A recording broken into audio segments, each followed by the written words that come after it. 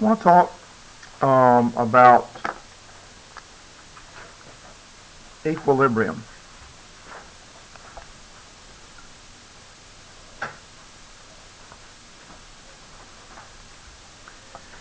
Equilibrium is one of the most important scientific concepts you will ever encounter. And it has to do with every science discipline there is, save maybe math. Although there's some theoretical math that gets into equilibrium. Some really high-end math that gets into equilibrium. But there are math calculations for equilibrium systems. Anybody interested in the nature? Is it, nothing? Nobody's interested in nature here, huh? My son just finished basic training in the military, and he's about to finish his infantry training. And he was shocked with all these guys in his training group who absolutely had no clue about being in nature. I mean, they were scared of everything that crawled. And he's we've been out in the woods and stuff all his life. When I grew up in the woods, I grew up going camping with my family. I was in Boy Scouts. Spiders and snakes don't scare me anymore. But I mean, they would. And these guys in military fatigues, 80-pound packs, M4 rifles, and they're jumping to get away from a spider. Now that just seems kind of weird to me. Huh? At least they didn't shoot it, because then they'd be really in trouble for firing their weapon without cause. So anyway, I'm surprised that you guys aren't at least interested in nature. But if I'm trying to figure out, let's say for instance, I want to know if dinosaurs are warm-blooded or cold-blooded. I can use equilibrium to figure it out. And in fact, they do that. Warm-blooded animals who are carnivores have to have more prey than cold-blooded animals. Okay? So if you just figure out, well, how many prey animals are there in the system, in whatever environment those carnivores are in, you can figure out if there are enough animals to support a warm-blooded carnivore. If there are a higher percentage of carnivores, dinosaurs are probably cold-blooded, because there's an equilibrium between prey animals and carnivores. Does that make sense? That's the case in rivers. Okay, if you want to find out if there's enough prey fish, that is, fish that are food fish for fish that are carnivores, so I like to fish for bass.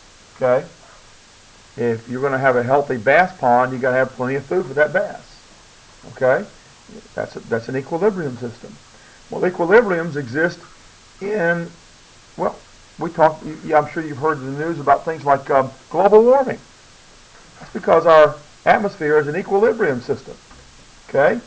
Our oceans are huge heat sinks. They take up a lot of heat from the atmosphere. We just talked about specific heat. Water has one of the very high, in fact, it may be the highest specific heat on our planet of all the compounds that exist on our planet. It's huge. So it absorbs a lot of heat. So when it's cold, water releases that heat, and when it's hot, water has the ability to sort of cool things down, keeping our temperatures on our planet moderate, so you and I can live. Okay, without all that 70% water on the surface of the earth, we couldn't be here.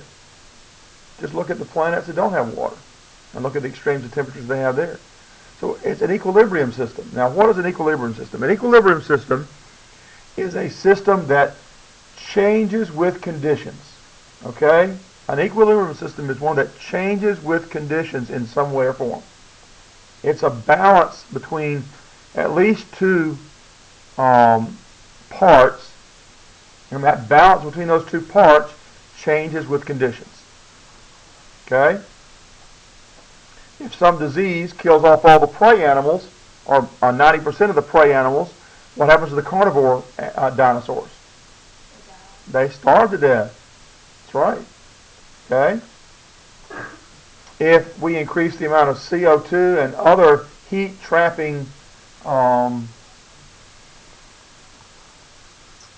gases in our atmosphere, okay, what happens to the equilibrium system that is the water system that's maintaining the temperature, moderate temperatures in our planet? No, we're not bursting the flames. It's not going to be that bad. We're not talking about that. Yeah, but basically, water is going to keep the temperatures moderate, but the moderate temperatures, the highs and lows, are all going to move up. Okay? So they're going to be cold temperatures, they're going to be hot temperatures, but the range doesn't get out of whack so much as it does the whole thing just gradiates up. Now, of course, there's other things that happen too, but that's a whole planet-wide sort of change. All right? Well, in chemistry, we have equilibrium systems too. And it's very important that you have equilibrium systems in your body. You couldn't breathe without it. When you breathe in air, your lungs filter out the oxygen, and that oxygen then is dissolved in the water in your lungs and is then captured by the heme in your hemoglobin through well, really it's a polar attraction. But it does that because the pH in your lungs is high by comparison.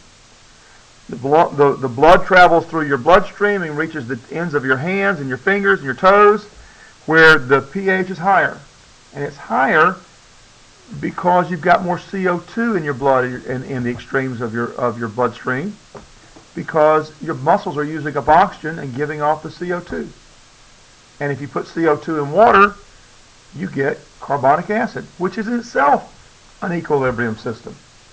But the pH change in your bloodstream then causes the heme to change its shape.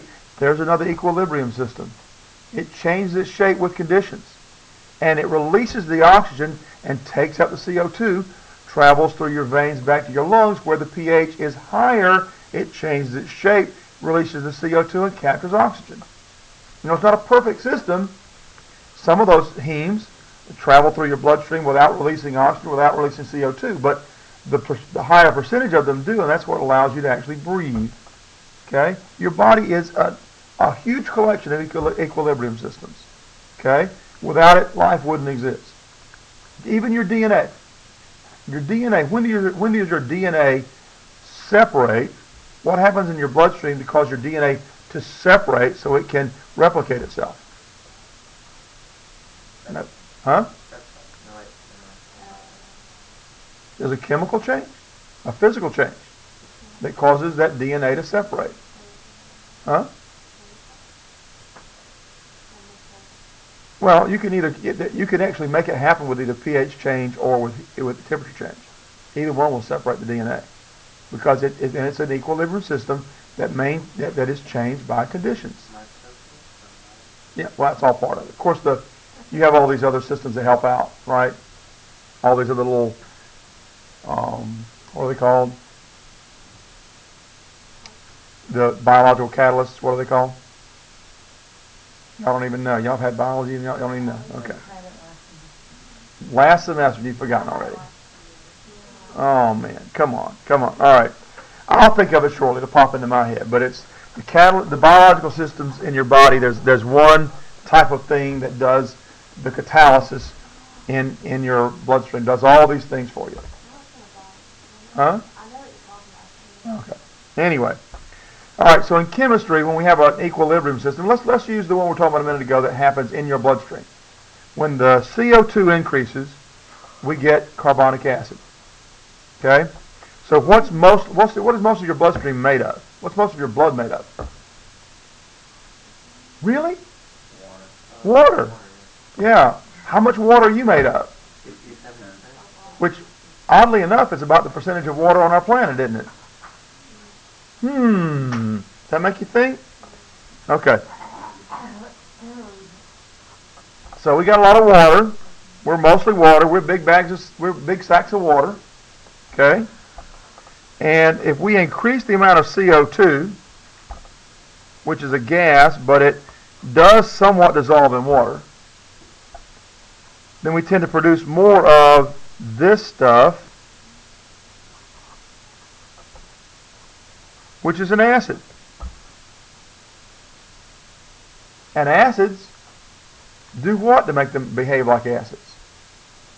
We just finished the acid unit. What do acids do to make them behave like acids? Huh? That's the word I was looking for, enzyme. That's the biological catalyst, an enzyme. They're the what? First thing, the scissors, they cut up all this stuff.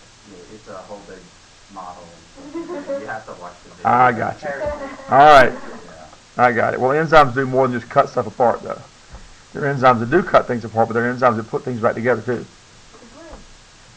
Kind of, kind of like your zipper. It zips it up, zips it apart. So, anyway. Huh? All right. What do acids do? How do acids behave that make them acids? They disassociate. Okay, so once we make some of this stuff turns around and makes something else.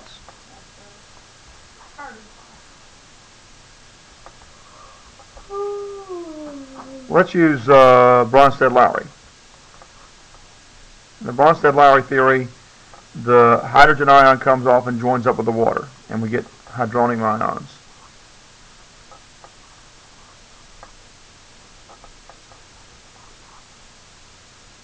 And what's left over then is called bicarbonate. Well, it could dissociate again. And that's why it's a binary acid. It can dissociate again. This is the acid in your blood that helps to maintain your blood pH. Your blood pH maintains itself at around 7.4 because of the presence of carbonic acid, particularly it's this bicarbonate part of it. Okay?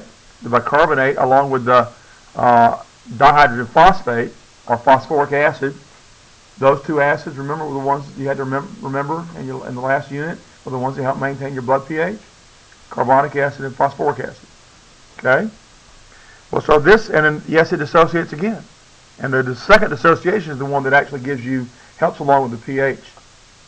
Keep maintaining your pH, okay? So there's a second one of those. Well, you know what? This can go back the other way, and then this can go back the other way, and we can take out the CO2.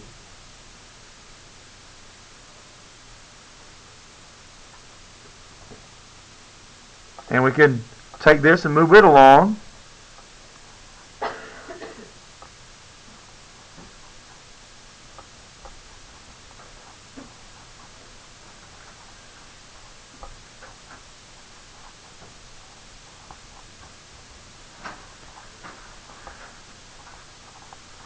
Okay?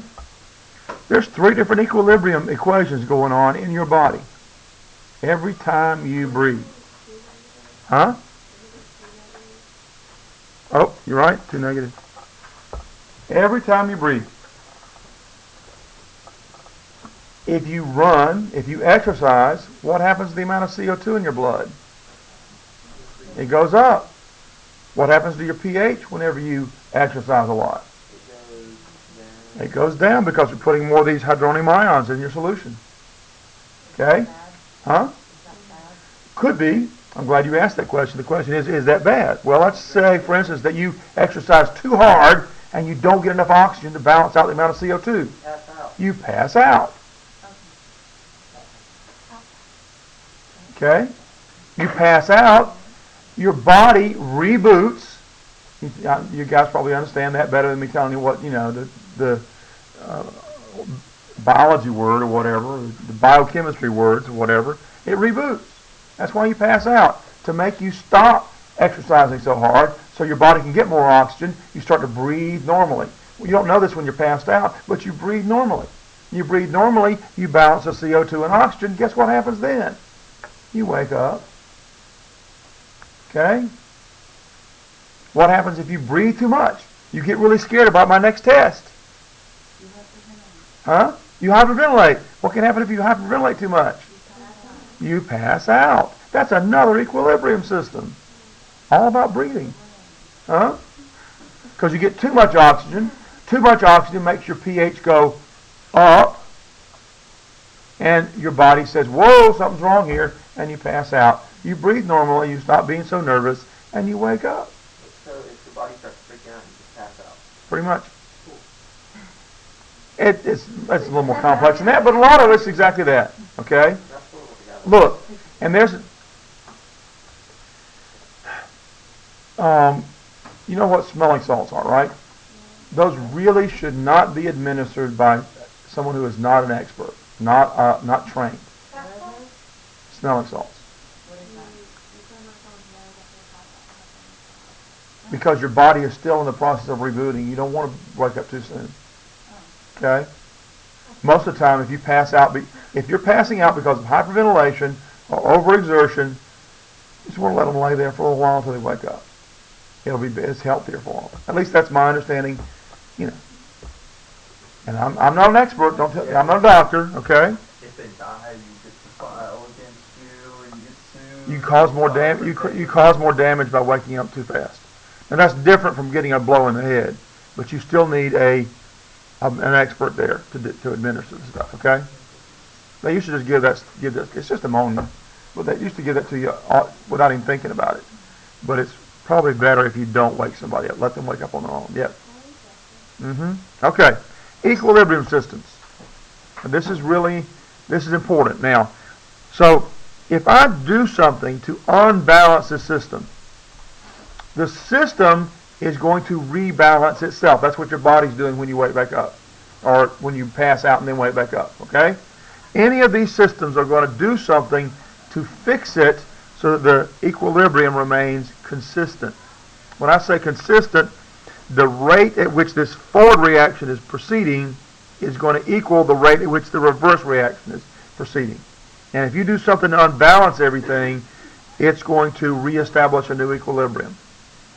So let's say, for instance, that I have this reaction right here in the middle. Okay? If I put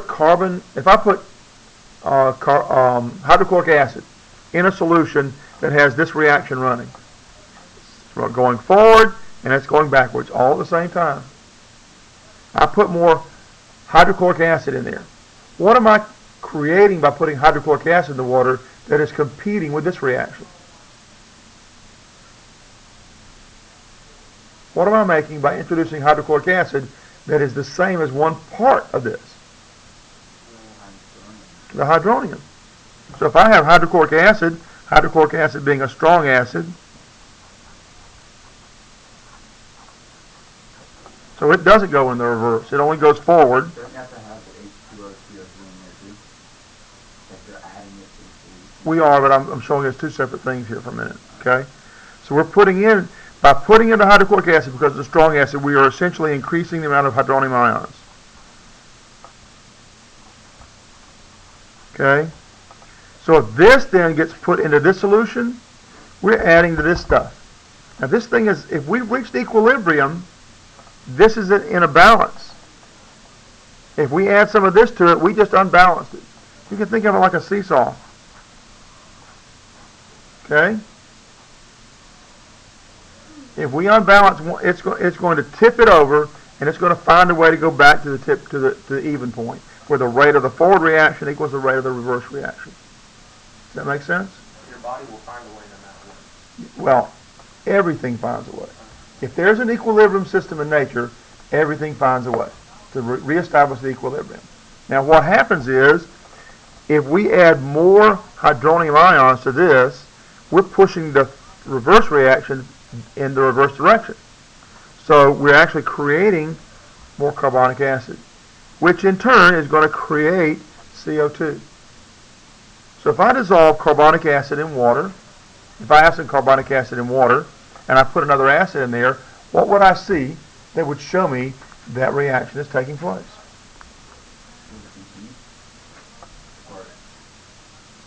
What happens when you have extra CO2 in the water?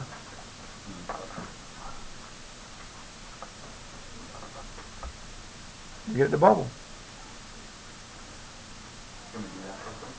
Can we do it real quick? I can give you an example of what you can do to see it happen every day. No. Well, we're not going to do it right now. I have too much to cover. Okay?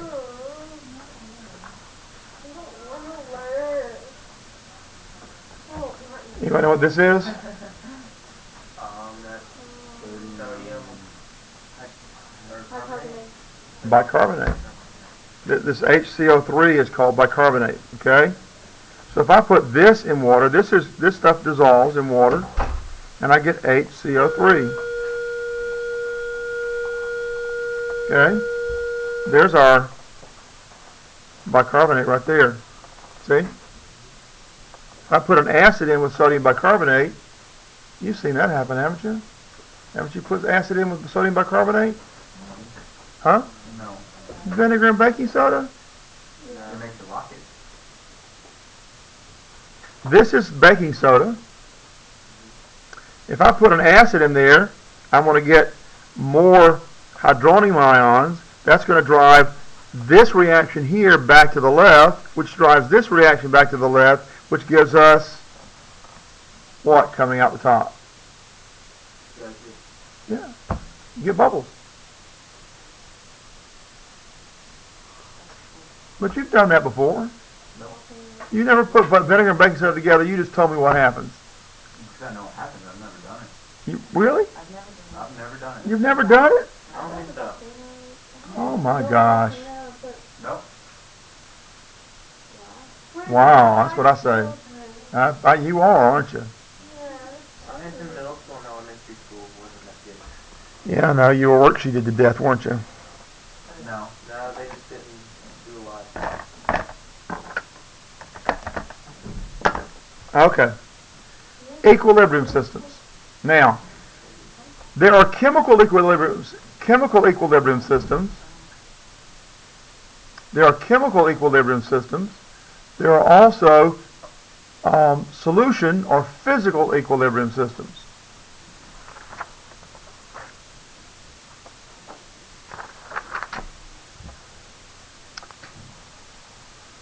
We've talked about this already.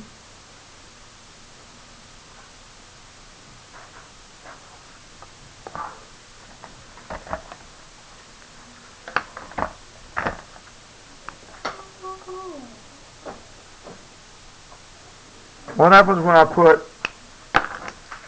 too much salt in a beaker of water? It sinks to the bottom, so we get a pile of salt on the bottom, don't we?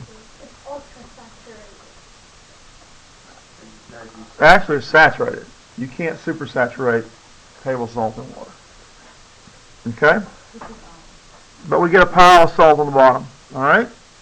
Now, it looks like when you have a pile of salt on the bottom that nothing's happening. But something is happening all the time.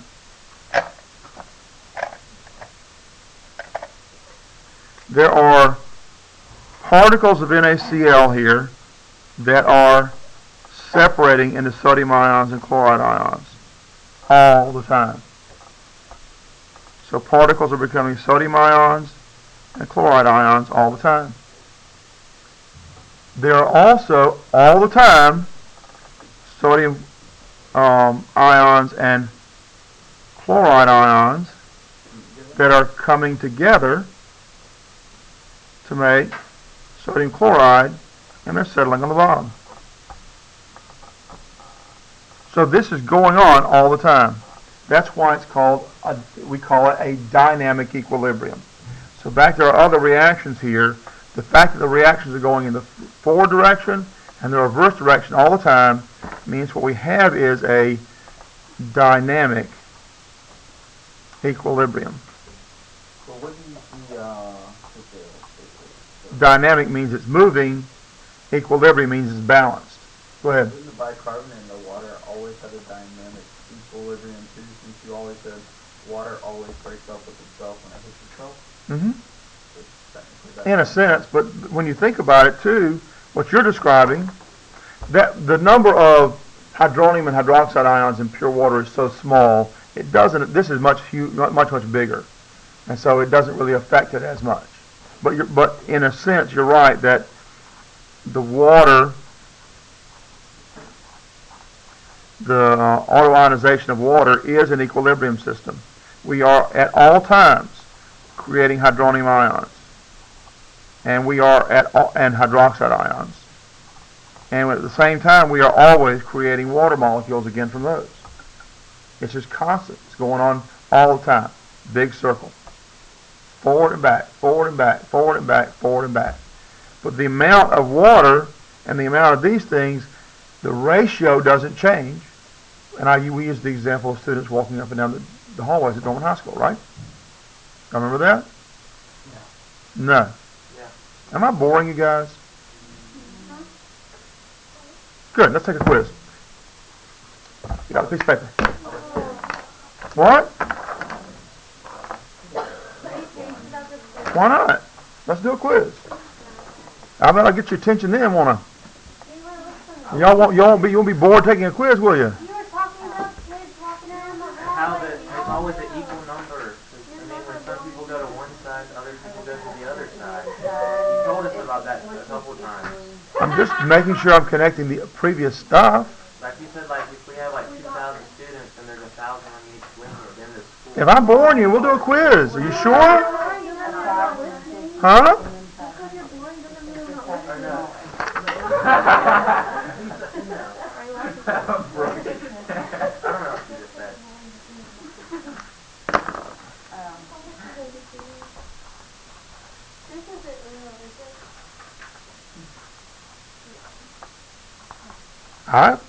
I'm seriously considering it. You're one of the worst offenders. You should be paying more attention. This is an equilibrium system. If I have too much salt in the water, that salt at the bottom isn't really sitting still. Okay? There are particles of table salt that are constantly dissolving. And there are the individual sodium and chloride ions. Remember net and complete ionic equations? They're constantly coming back together again. Let's turn it on to give us a little more air in here. I feel a little warm, don't you? You're cold? Okay. I want some fresh air.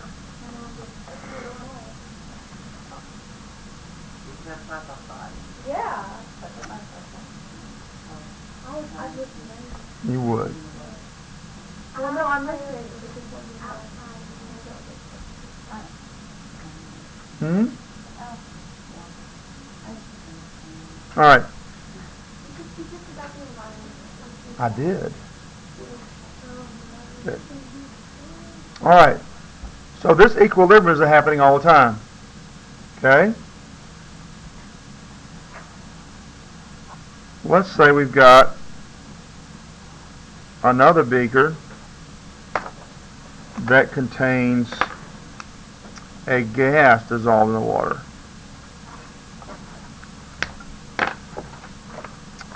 Oh, like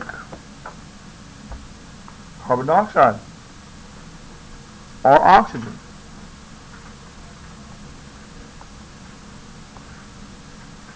Okay, so there's these molecules of oxygen. Let's switch to oxygen right now, so I can teach Victoria about nature. Okay, these are water. These are oxygens. Okay.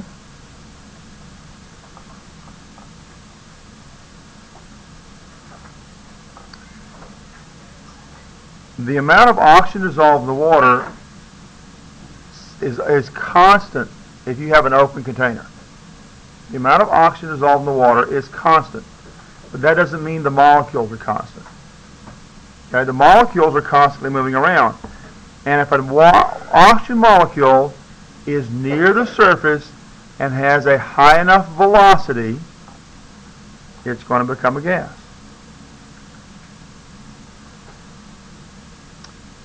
At the same time, oxygen molecules that are in the air above that surface, if they are moving fast enough and they hit the surface, they become dissolved. And so there's a constant equilibrium here. Okay? If I increase the amount of oxygen above the water, I change the conditions. What happens when you change the conditions on an equilibrium system? So this equilibrium system looks like this. O2, aqueous and O2 gas. Okay, that's all it is. What is it now? The other side of the tank. Okay, so if I increase the amount of oxygen gas above here, then I'm going to have, the result is the equilibrium is unbalanced. Okay? The result is that there's going to be more oxygen dissolved until it reaches an equilibrium again, where the rate at which there are oxygen molecules leaving and oxygen molecules coming back becomes balanced again. Okay, that makes sense? So does that happen like with your water if you leave it out? Sure. And in nature, if you leave the water still, the oxygen in the water tends to evolve. It comes out and you have less water that's dissolved less oxygen dissolved in the water. If you wanted to increase the amount of oxygen dissolved in the water, you can do two things to change the conditions. And the two things that will change these sets of conditions, besides increasing the amount of oxygen above it, the amount of oxygen above in the air isn't going to change. Okay, the percentage of oxygen in the air is pretty consistent, right? Okay, but if I want to change the amount of oxygen I'm dissolving, I can do one of two things. I can agitate, or I can lower the temperature. Either one of those will cause more oxygen to be dissolved. Does that have anything to do with like evaporation? Like if you raise the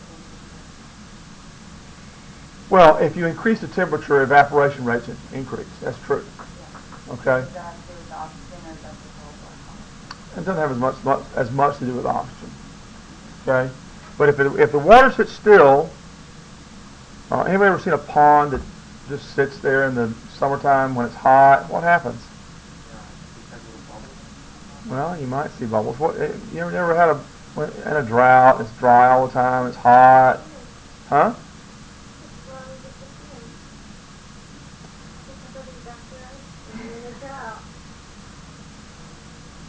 It grows algae. You ever seen that? And then the fish die because they don't have enough oxygen.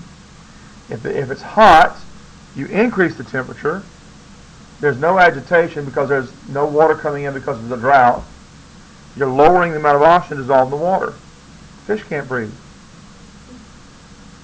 Fish float to the top, they're dead. That's what happens in a drought. Huh? You can tell the percentage of oxygen in the water by the kind of fish that are there. Some fish need a lot of oxygen. Now, what kind of water is going to have a lot of oxygen? Mountain water. Cold water and agitated water. Rivers or streams, right? Mountain water. What do you find in mountain streams that you don't find in the rivers and lakes down here? Trout. Trout have to have a lot of oxygen. What? Okay. Bass, on the other hand, don't need as much oxygen. They need more oxygen than, say, catfish. There's your nature.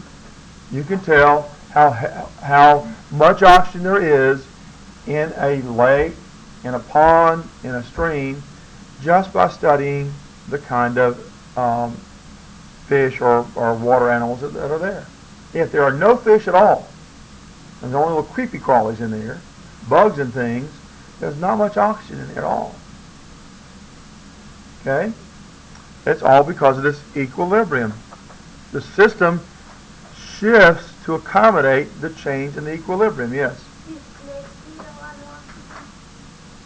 Snakes don't most of the time live in the water. They don't breathe oxygen in the water.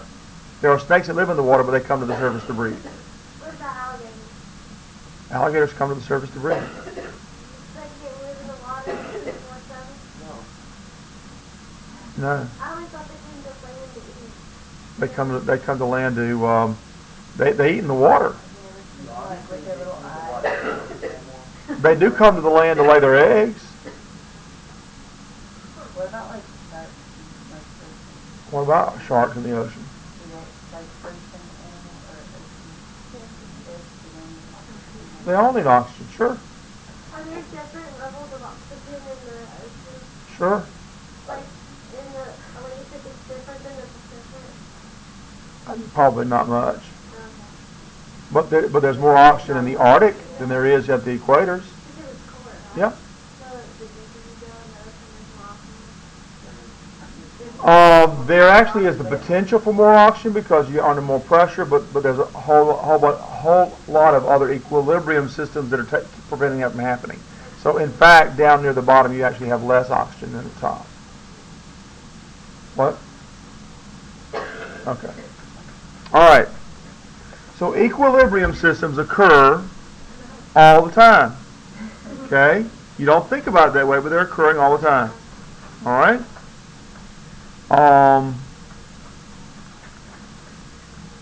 We might be able to do one short demonstration of equilibrium if you want. I don't really get what it is. It's just water in a cup, right? You can buy fish. Okay, listen, here's the thing.